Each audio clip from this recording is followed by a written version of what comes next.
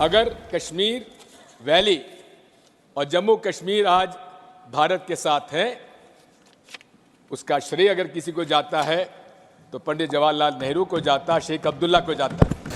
जूनागढ़ में क्या जवाहरलाल नेहरू गए थे? हैदराबाद में जवाहरलाल नेहरू गए थे? लक्षद्वीप में जवाहरलाल नेहरू गए थे? जोधपुर में जवाहरलाल नेहरू गए थे? जवाहरलाल नेहरू एक ही जगह काम देखते थे, जम्मू कश्मीर में, जिसको आधा छोड़कर आ गए। अगर आज जम्मू कश्मीर और विशेषकर जम्मू कश्मीर वैली आज भारत का अंग है, उसका एकमात्र श्रेय किसी को जाता है तो पंडित जवाहरलाल नेहरू पर विश्वास था शेख अब्दुल्ला का, जिसकी वजह से आज कश्मीर वैली हमारे साथ है। रिकॉर्ड पर है, कश्मीर में दिग्विजय जी ने सरदार पटेल का नाम नहीं लिया। एक नाम लिया शेख अब्दुल्ला का, दूसरा नाम दिया जवाहरलाल नेहरू का। अब सुनिए दिग्विजय जी, अब सुनिए, सुनना पड़ेगा, ऐसे नहीं चलेगा।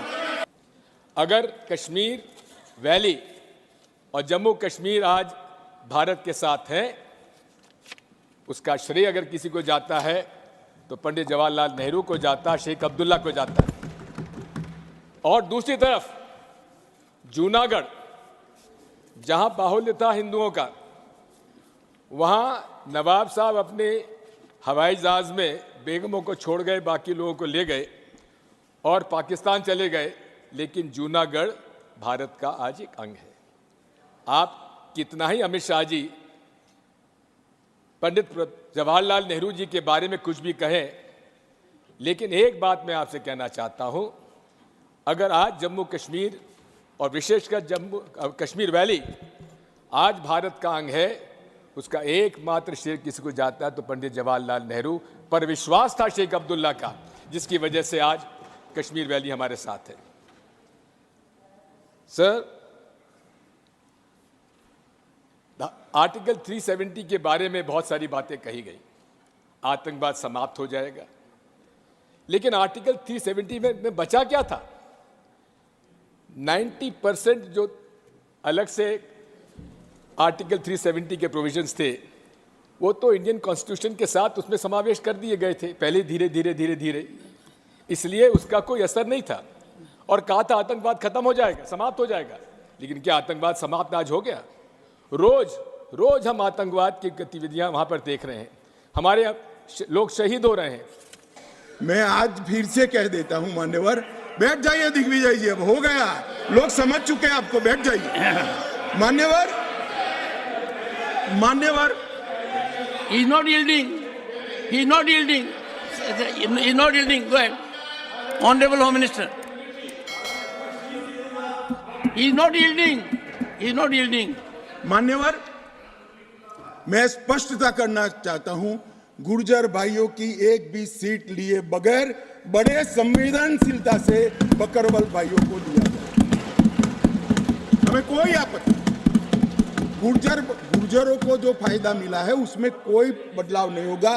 ट्राइबल के सारे फायदे एजुकेशन में और बाकी सारे नौकरियों के रिजर्वेशन में जितने भी फायदे गुर्जर भाइयों को मिल रहे हैं, पहाड़ियों को मिल रहे हैं, वो पहाड़ियों को जो भी मिलेगा वो उसके अलावे मिलेगा। एक भी नौकरी ना खत्म होगी, ना एक भी शिक्षा की सीट खत्म होगी, पूरा का पूरा अधिकार आपका भी रहेगा, उनका भी। मान्यवर, एक बहुत बड़ी चर्चा चली कि जवाहरलाल नेहरू जी का कश्मीर के लिए कंडक्ट, और इस पर हमारा नजरिया थोड़ा तंग है। जहां तक तंग नजरिए का सवाल है साहब, देश की एक भी इंच जमीन का सवाल है, हमारा नजरिया तंग रहेगा, हम दिल बड़ा नहीं कर सकते। किसी को अधिकार नहीं है अपने बड़े हृदय को दिखाने के लिए देश का एक भूभाग देश से चला जाए और मूक दर्शक बनकर खड़े रह जाए, किसी को अधिकार नहीं। मैं आज फिर से कहता हूं, ये आरोप से मैं सहमत हूं, हमारा नजरिया तंग है। देश की एक इंच जमीन भी जाती है तो इसके लिए भारतीय जनता पार्टी का हर कार्यकर्ता सर्वोच्चता से संघर्ष करेगा, लड़ाई करेगा और लड़ेगा, हमें कोई इसमें शर्म की बात नहीं। मान्यवर, मैं कुछ बातें कहना चाहता हूं। बहुत कुछ कहा है, अभी कहा गया नेहरू के कारण कश्मीर यहां है, नेहरू जी के न होते तो शायद ये बिल ही नहीं आता और कश्मीर होता ही नहीं, इस तरह से कहा। मैं आज कहना चाहता हूं कि जो आजादी के बाद भारत की रचना को जानते हैं उनको मालूम होगा हैदराबाद में इससे भी बड़ा प्रॉब्लम हुआ था। क्या जवाहरलाल जी गए थे क्या?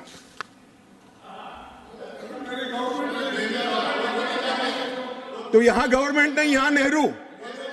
क्या कर रहे हो खड़गे जी? अभी भी वापस आओ।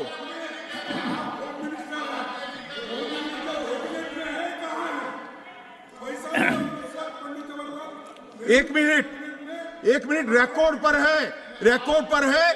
कश्मीर में दिग्विजय जी ने सरदार पटेल का नाम नहीं लिया। एक नाम दिया शेख अब्दुल्ला का, दूसरा नाम दिया जवाहरलाल नेहरू का। तो वो होम मिनिस्टर थे, क्यों नहीं दिया भाई? अब सुनिए दिग्विजय जी, अब सुनिए, सुनना पड़ेगा, ऐसे नहीं चलेगा। हमने सुना है, धैर्य से सुना है। मान्यवर,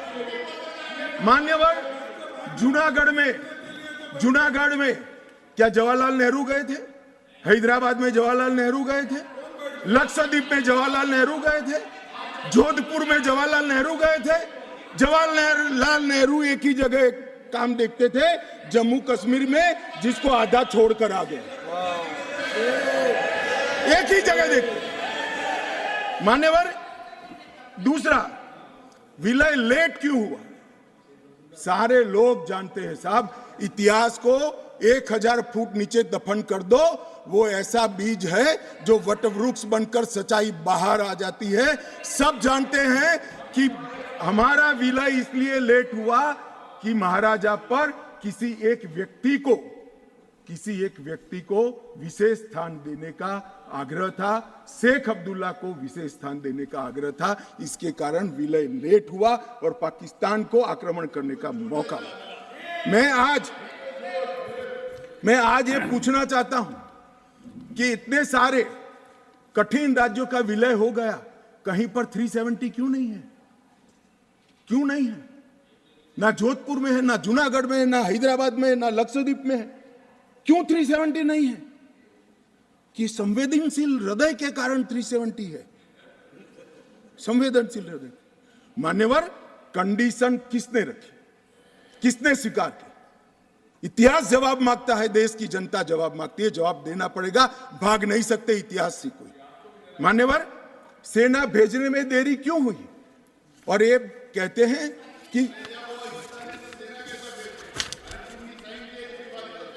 इसके बाद भी देरी हुई है।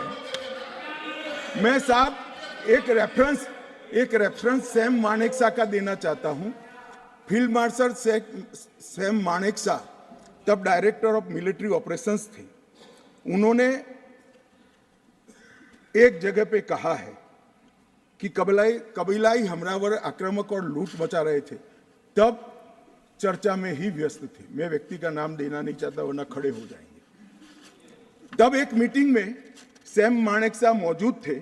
सरदार पटेल जी ने नेहरू जी को कहा, जवाहर आप कश्मीर चाहते हो या नहीं चाहते हो, देरी क्यों हो रही है? तब जाकर सेना भेजने का निर्णय हुआ है।